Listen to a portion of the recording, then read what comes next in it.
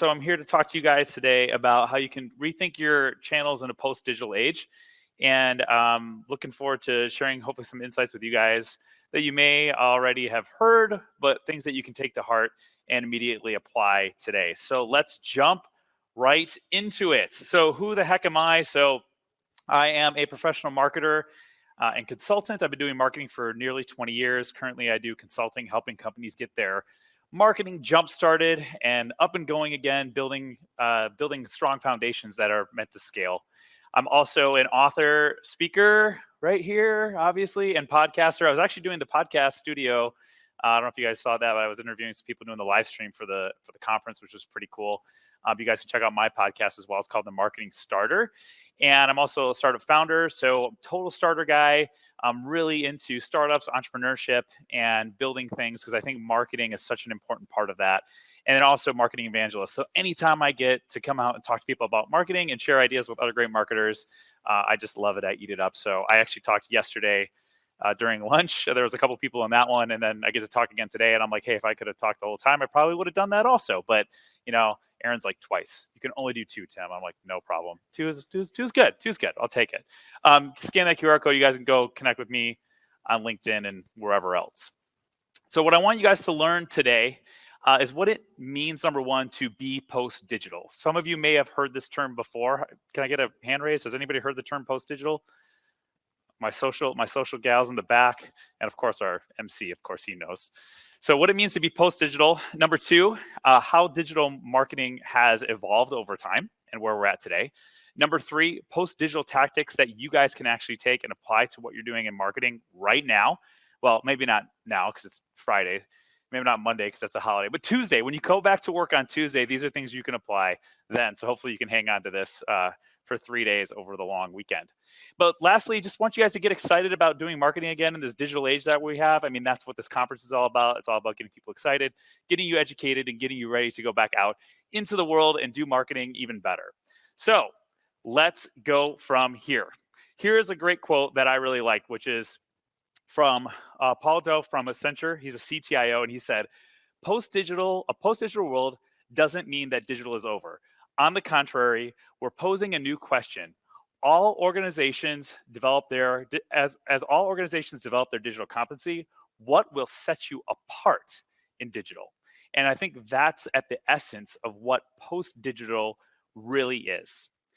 And there was a Salesforce survey that was done, and it found that consumers, 88% of consumers found that digital advertising today, in whatever type of capacity, was just having a really, really weak impact.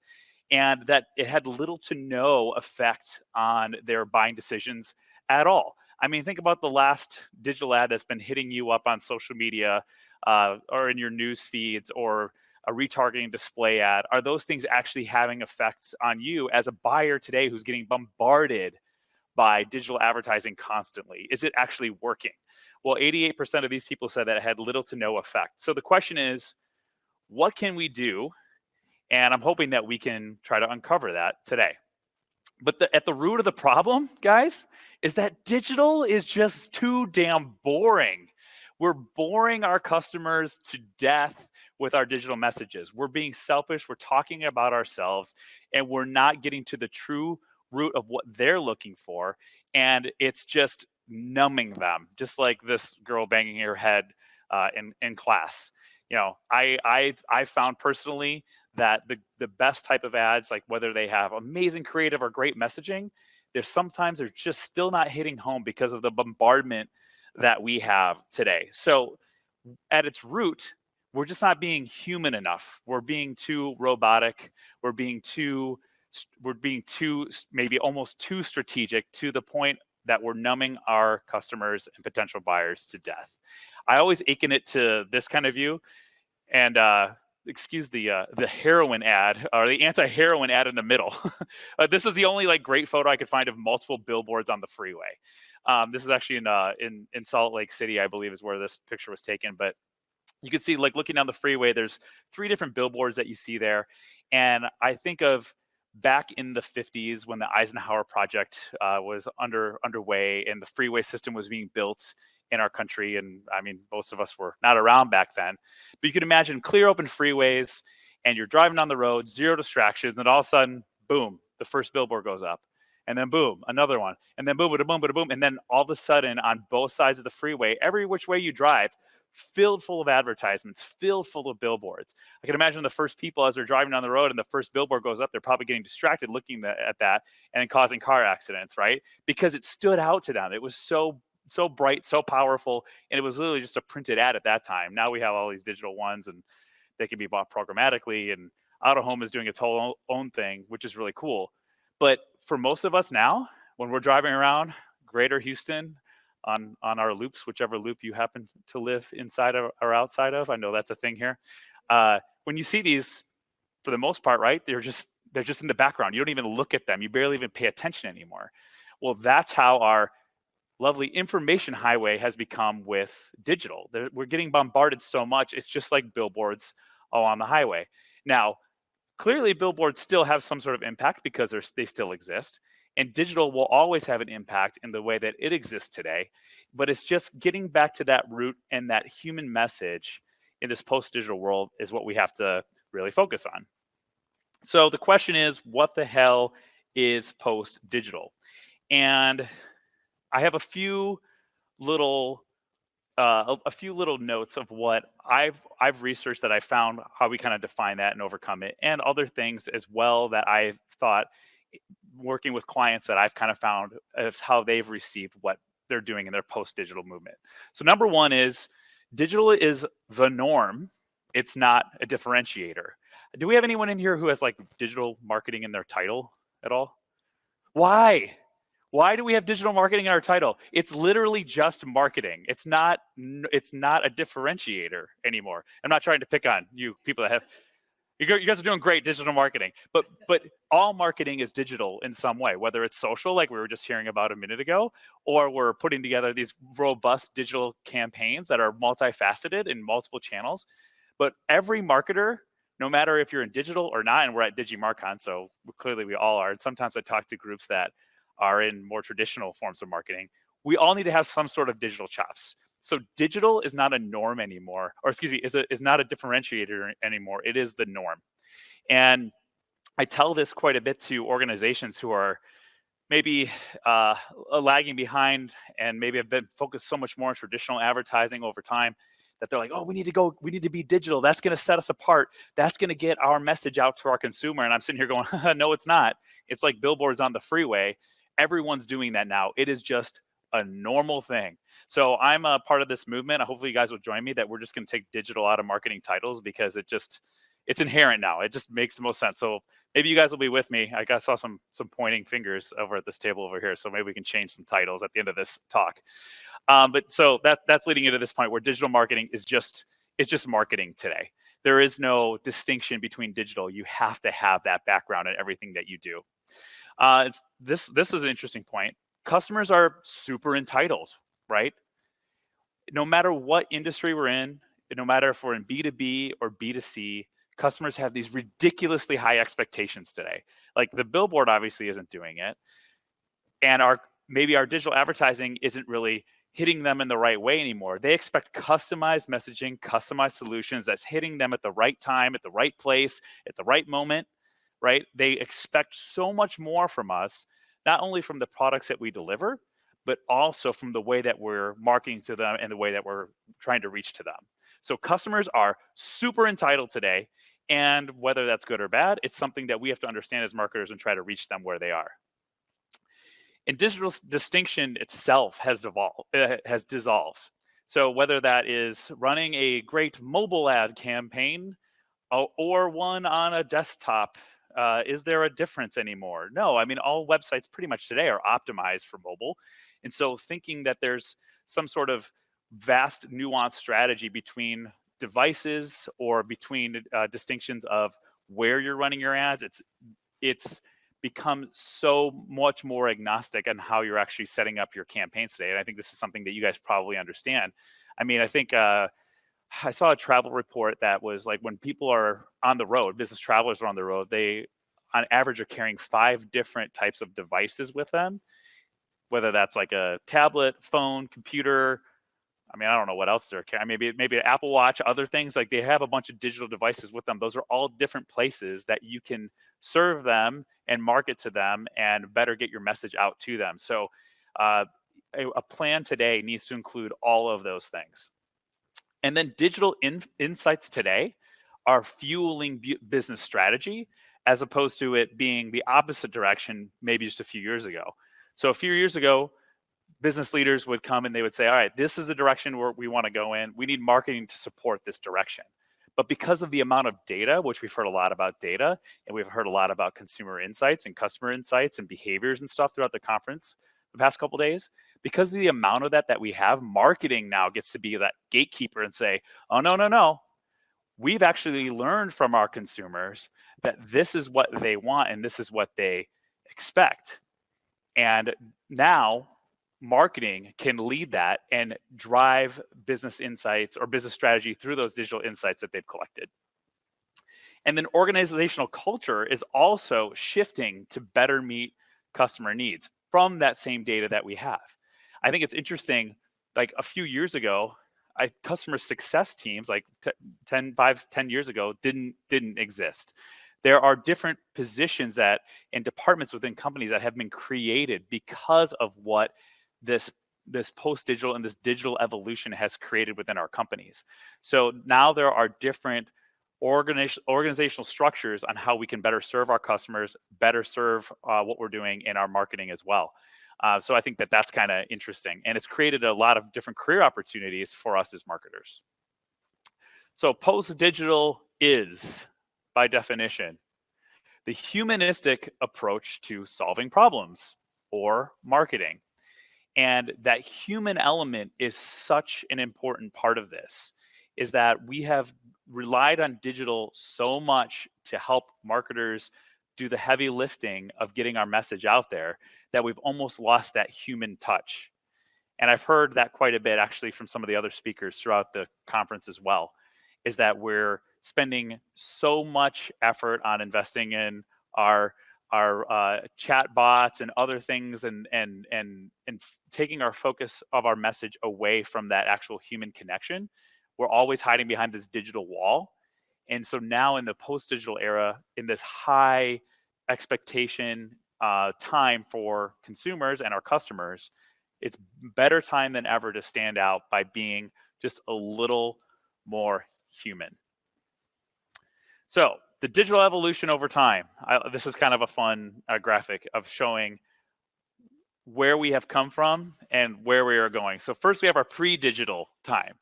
And our pre-digital time was back in the day of newspapers, magazines, classified ads. Actually, funny story for you guys. While I was in college, my job, I worked in the classified advertising department at the Chicago Tribune, working right downtown Chicago in the Tribune Tower. It was awesome.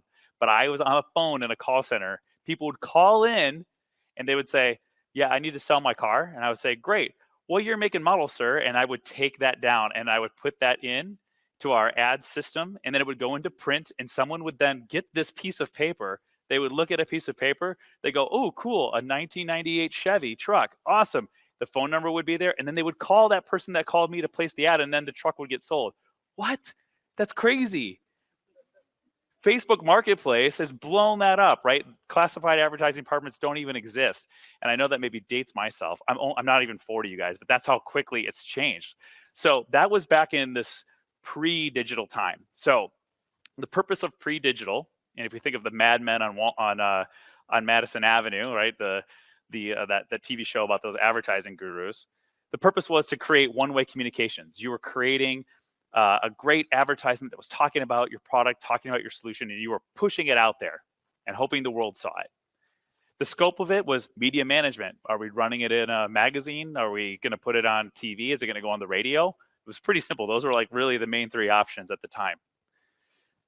Then the dimension of insight that we would actually get out of that was just defining what segments we were targeting. Like, is this for men? Is this for women? Okay, we'll run in a men's magazine versus a women's magazine.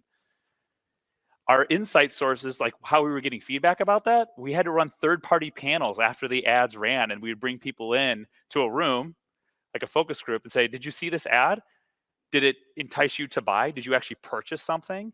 And then also maybe looking at uptick in sales and trying to attribute it to that, but there was no actual structural attribution like we have today. And then the tech outlooks were back then were like, I don't need technology. What's technology going to do for me? I believe solely in running these classified ads. This is what works. This is what always worked. I don't need technology. And then their measurement goal, I mean, really at the end of the day was brand awareness. Like again, they could try to attribute revenue, but there was no way to actually tie it to that unless maybe they listed a special phone number for someone to call in and order something. And you could say, okay, that phone number rang. But for the most part, it was brand awareness. Now today, well, today-ish, maybe not so distant past, the digital age. So the purpose of that is to inspire interactive dialogue. So no more, or gone were the days of just pushing out your message. Now you could actually have kind of a dialogue. You could go a little back and forth. You could run an advertisement, link to a landing page, get someone's information, start a conversation. Oh my gosh, amazing that we could actually do that. Then the scope became the digital and mobile engagement. So not just is the ad being received, but can we get some engagement out of that? Is that going to lead us to clicks? Is that going to lead us to people buying stuff? We can actually attribute action now. And then customer identity really became the dimension of insight. So we had our segments, but now we could actually kind of narrow it down a little further and start to target people at their individual level. And then click and session activity were big on the sources. Obviously, we're always looking at our clicks. That's how we're going to measure. And then tech outlooks, it was designed that tech was supposed to support our marketing operations as a whole. And then the measurement goal was, okay, now we can actually look at things at a specific campaign level, like how that campaign performed. Moving into the post-digital world, our purpose really now is to solve customer needs through a great brand experience. And what do humans crave? Well, they crave experiences, right? We want to be part of something. When we love a brand, we love immersing ourselves in it and having a holistic brand experience. So the purpose of this post-digital movement is to try to capitalize on that type of thinking from consumers. And then the scope is every way that a customer can experience the brand. So maybe that's through a social media page. Maybe that's through some sort of activation, an event. The list can go on and on and on and on. Your brand experience can stretch across all of those things.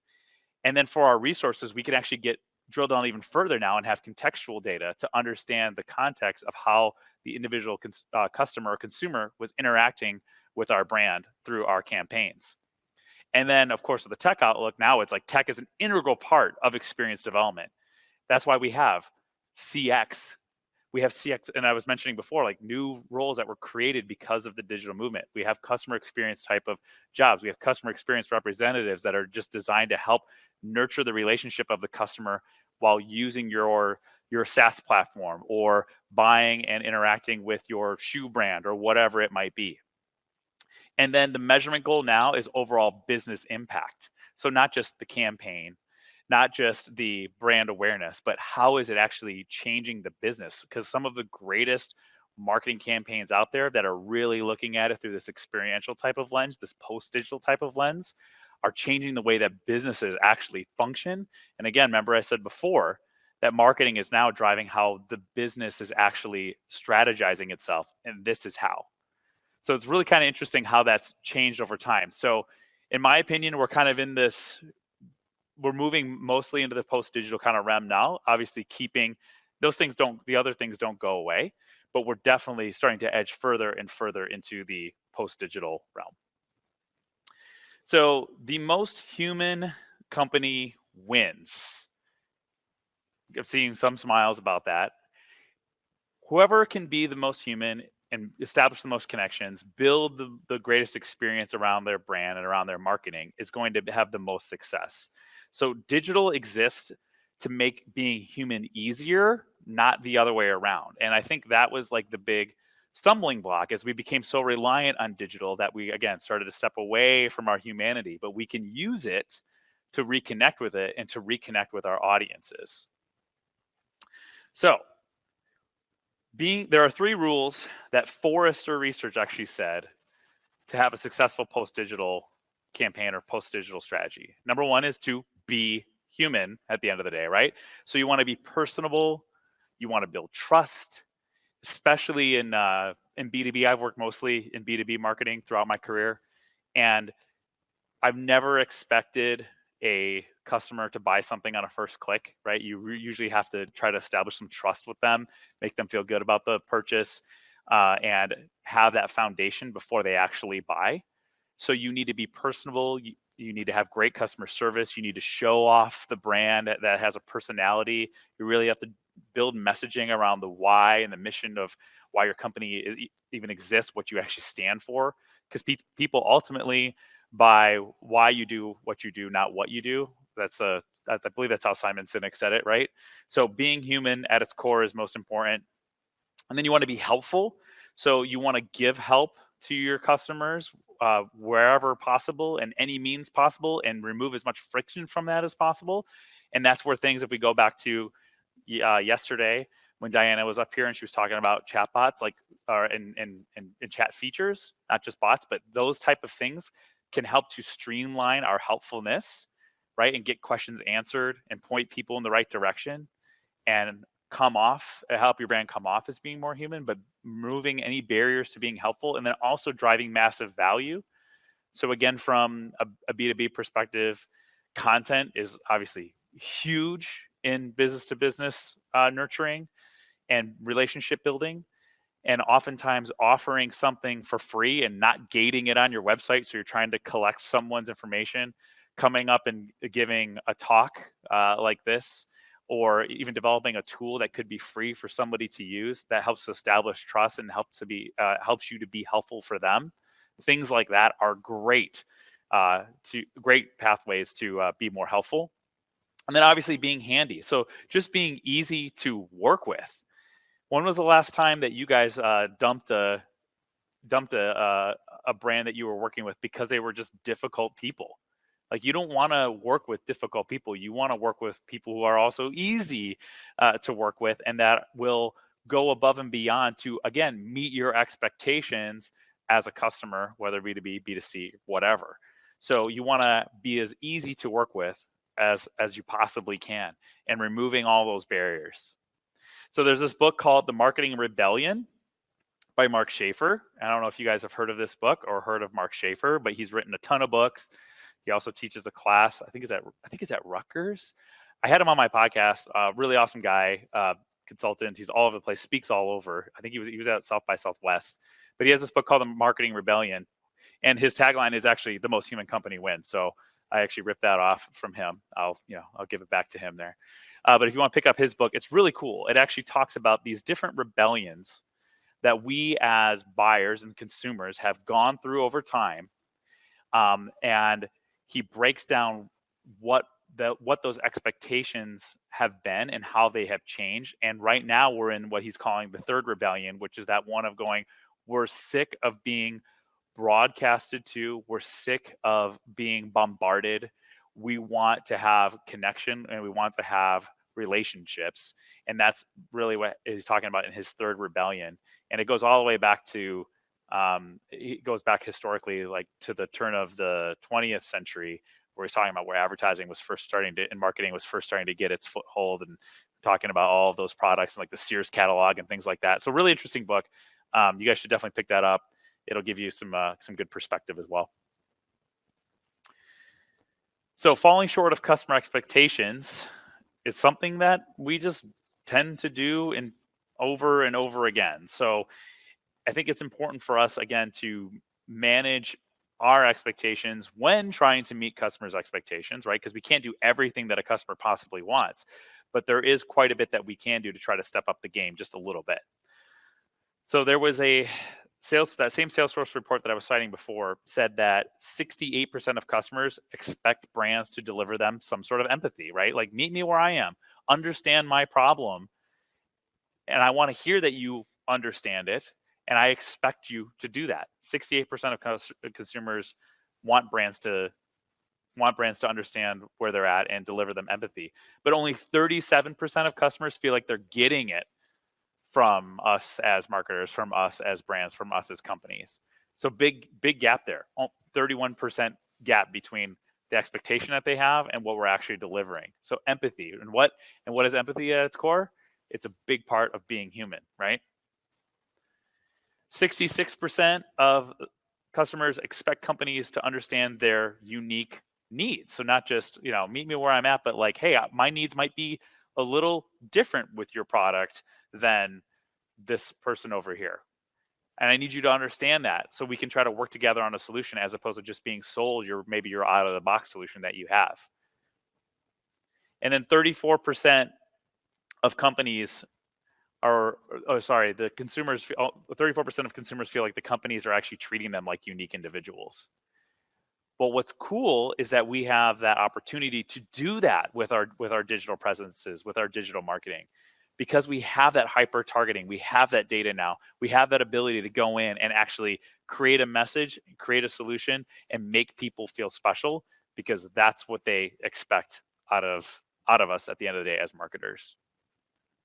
Now, that same Salesforce report found that in 2019, 71% of consumers are using multiple channels to have conversations with brands and interact with them before they were actually purchasing. And then that upticked in 2020 to 74%. So we're using our phones, we're using our computers, we're doing the chats, we're doing text messages, we're doing phone calls. Those still happen, right? So that's continuing to trend upwards. And then the devices themselves have also upticked overall from 64% to 66%.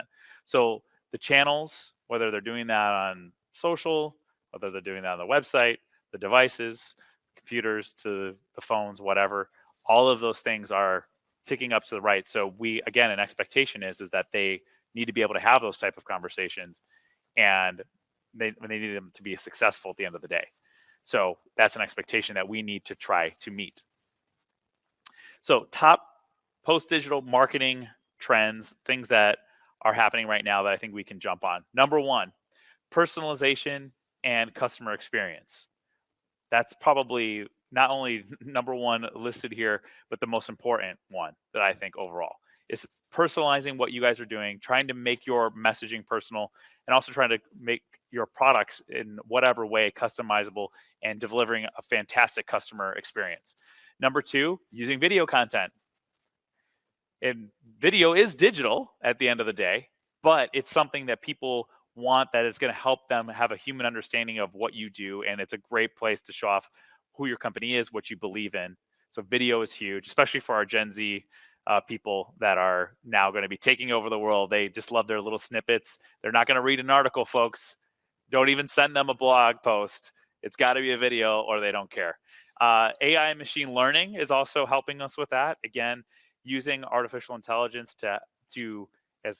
which I think is kind of ironic, right? Using artificial intelligence to also help us with our human experience. But we can use tools like that to at least get the conversation started, and then help connect with people, with actual humans if we need to. So voice engagement, podcasts, right? Huge.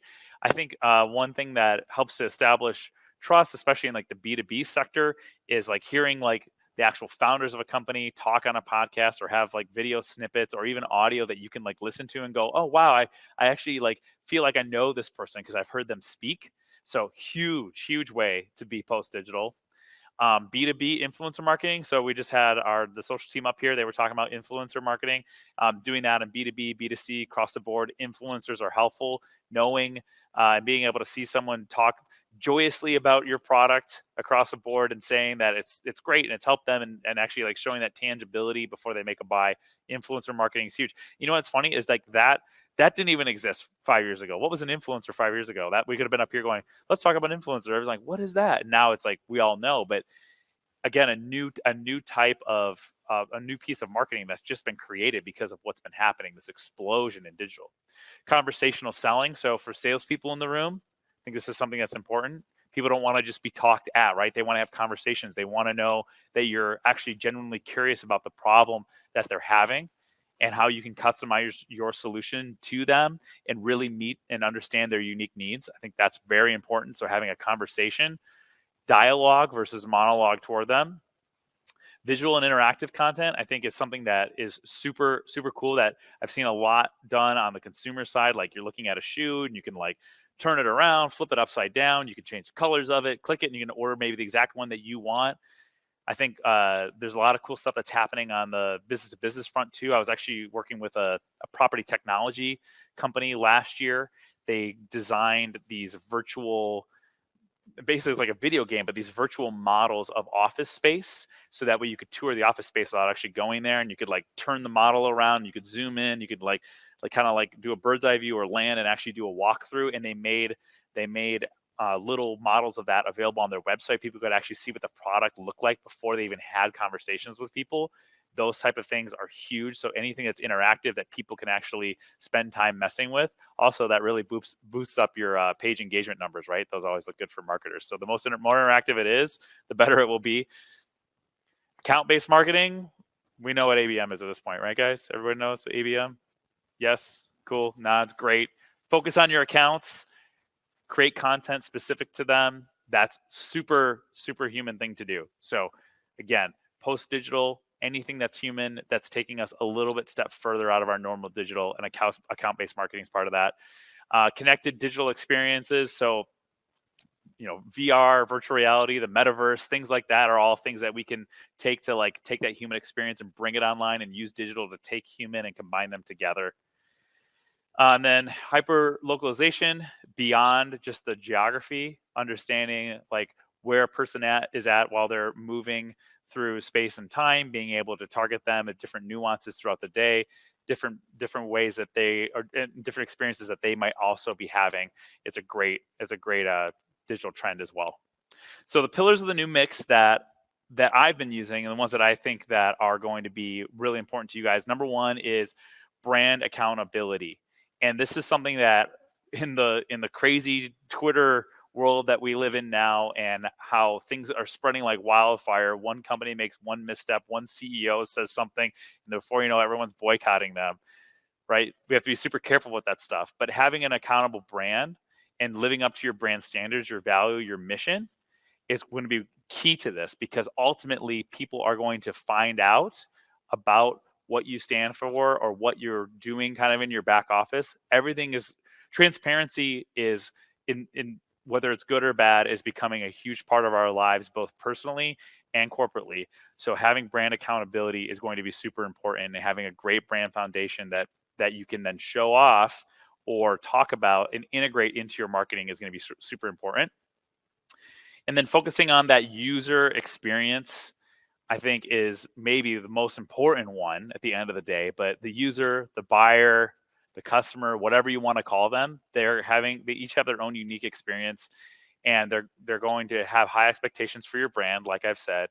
And so building out whatever type of program that you can do within your means to meet them where they're at and have a solid experience for them, and not just giving them the simple here's what we do, here's our product. It's like, hey, welcome to our company, welcome to our essence as a brand. Let's show you what it's like to be part of our community. And some of the best brands are doing that. I mean, I think of even like Apple. How many people here? Well, let me go this way, because I know most people probably have an iPhone. Anyone here have an Android phone like me? Okay. Do your Apple friends ever yell at you because you have a green bloop in your text message thread? They're like, why is yours green? You suck. You got to be blue and join the Apple Club. Yes. Yeah. Do they yell at you too? Yeah. Yell at you? Yep. Same. Right. So they created this interesting user experience where it was like this exclusivity. And they're like, oh, well, if you don't have an iPhone, your friends are going to show up green, and we're going to make it difficult for you to have group text. And you're like, come on. But that's a user experience that they developed. And it's funny because it kind of created this like elitism, I guess, amongst our iPhone users, which is kind of funny. Driving tremendous value would be the third pillar. So wherever you can, giving value to them, not just through the product, but through the service that you're giving them, through giving stuff away for free, by making their lives better in some way besides just the thing that they're buying, but understanding like why they're buying it. So wherever you can drive value through the marketing relationship, you're going to win. It helps support the experience. It helps support the brand accountability. All of these things are tied together. So driving that tremendous value is super important. And then be data-driven in real time. We have the capability. We as marketers basically kind of own the world right now because of everything that is available to us on the data front and how people are interacting with our brands, they're interacting with our ads, they're coming to our website, they're checking out these experiences. We can take that data, make changes to our campaigns, and be super nimble. And we have to be today. We have to be constantly checking how our campaigns are performing over time. We can't ever just stick with something and then put it by the wayside, which also forces us as marketers to be really accountable to our campaigns too. So focusing on that data and be data-driven in real time. And these 4 things, I think, combined will really help you guys kind of build out this post-digital marketing strategy for yourself. So what can we do here at the end? Number 1 is don't be selfish. I don't know if anyone saw my talk yesterday, but this was something I mentioned in my other talk, and it was about good versus evil marketing. And that marketing can be used for both good and for evil. And when it's selfish, it's evil, right? It's like selfish marketing turns to hate, hate turns to evil, and then you're on the dark side of marketing. Don't be on the dark side of marketing. Don't be selfish. Being selfish is, I can't remember who showed it in a presentation, I think yesterday. Don't be selfish in showing pop-up ads. When pop-up ads happen and they were cluttering your screen, that's selfish marketing. When you're buying an email list and you're just blasting a bunch of people hoping that they're going to buy your fancy new product and they never signed up for your list, that's selfish. Don't be selfish. Drive value, understand and meet the customer where they're at, and then give them what they're asking for. Number 2, creatively stand out. I think this is obviously something that we just need to constantly be doing in our marketing, and something that you guys are probably already doing, but really trying to take a step back and be creative about what you can do on the post-digital front. Like, can we support this email campaign with a direct mail campaign? Like, maybe we get the addresses of those people and actually send them a physical coupon and a digital one, and then they go, whoa, I actually got something in the mail. This is weird. Like, there's different things that you can do to try to be creative and stand out just a little bit from the crowd. Because again, just being on digital isn't going to make you stand out, because digital is the norm. And deliver massive value. Again, mentioned that in the last slide, but just meeting customers' expectations will deliver massive value, because their expectations are already high, and we have that gap. I remember that slide I showed with the circles of like how they expect what their expectations are and how they don't see them being met. There's a huge gap there. So if we can just get close to meeting them, we'll be able to deliver massive value. Cultivate the user or human experience wherever you can. Remember, at the end of the day, you are a human building something and your marketing programs for other humans. There's another human on the end of that, so never forget that. Always keep that in your head, and remember how the experience would be from their side. So having that empathy, I think, is going to be super important. So whatever you can do to try to cultivate a human experience and build something that you think humans are actually going to care about is going to help you win. And then lastly, I mentioned this a little bit ago, is don't ever expect purchases on a first click. Your product is not that cool. It's just not. I mean, sometimes it is. Sometimes people buy on first click. But usually, customers are more savvy, right? They're searching for things. They're doing comparisons. I mean, there's thousands of comparison websites, consumer reviews, all kinds of things. I don't even go to a restaurant on a first click. I'm like looking at this restaurant, I'm looking at reviews, and I'm looking at another restaurant. I'm like, I want to go to that place instead. Unless I'm on a road trip, and it's the only thing that's available. I don't even go to restaurants on the first time I see them. So I think that's something to help manage expectations. And that's something that I think that you guys probably already know, but something that I think your salespeople, your executive team, those are all people I think you can help them understand that, guys, like, just because we're running this kick-ass campaign and we're reaching millions of people doesn't mean that they're just going to buy. Marketing is about building relationships. Marketing is about nurturing and establishing trust. And so don't ever expect it on the first click. So that's my talk. As Russ mentioned, I do have a book. You guys get a copy of it. I'm going to give a couple away. So if you want to scan this QR code, fill out the form on my site right now. And if you did it yesterday, you're ineligible if anyone's in here. But I have 2 copies, so I'll sign a copy for you. First 2 people to fill out the form on my site, I will sign one and give one away. You can also find them on Amazon if you want to, if you're so inclined to pick one up. This is me. Scan that, go to my website. Thank you guys so much. Hopefully you learned a little bit about being post-digital. And I'll turn it back over to Russ to close it out. Really appreciate it, guys. Thank you.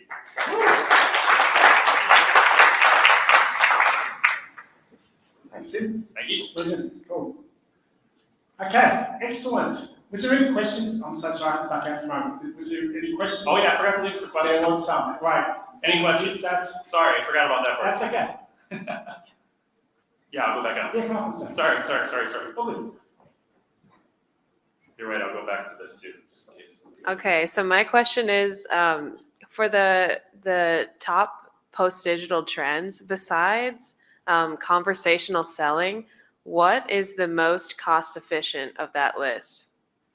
Most cost efficient? Well, that's a good question. Some of these things are more tactical, right? They're things that you can kind of just rejigger the way that maybe you're doing stuff today. But one thing I think is that's pretty easy and very cost efficient to do is to try to get voice engagement set up in whatever way you can. So you could either go out and get your salespeople, get your executive team interviewed on podcasts within the industry. You could launch one of your own. A lot of that stuff can be relatively free to produce. Video content can also be free. It could be as simple as putting a TikTok video together and going through the office, or like saying like, hey guys, we're having our sales meeting, or we're launching this new product, we're super excited. So I think you get crafty, and a lot of these things can be really, guerrilla cheap tactics if you want to try to start there, and then you can build them up when you have a budget to try to apply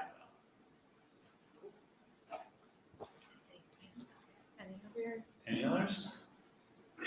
I just saw someone put their hand there. Over and when I looked over at him, he kind of, oh no. No, it's not a question. Oh, okay. No, he was going. Even I got excited. All right. Cool. I think we're good. All right, cool. Thank you. Tim. Yeah. Thank you.